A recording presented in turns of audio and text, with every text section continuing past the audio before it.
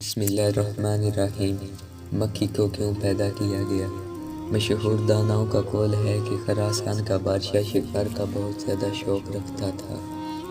ایک دن معمول کے مطابق بادشاہ جنگل میں شکار کھیلنے کے لیے گیا۔ شکار کھیل کر واپس آنے کے بعد بادشاہ تخت پر بیٹھا تھا۔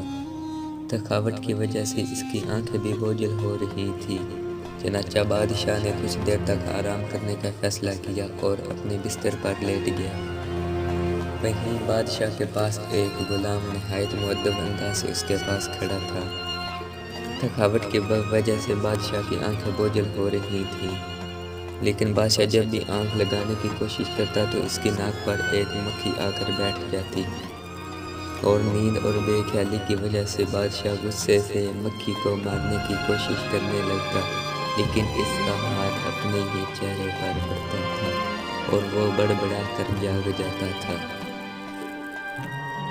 جب 2-3 دفعہ ایسا ہوا تو بادشاہ نے غلام سے پوچھا، تمہیں پتہ ہے کہ اللہ نے مکھی کو کیوں پیدا کیا ہے؟ اس کی پیدائش میں اللہ کی کیا حکمت پوشیدہ ہے؟ غلام نے بادشاہ کو یہ سوال سنا تو اس نے ایسا جواب دیا جو سنہرے حروف سے لکھے جانے کے قابل ہے۔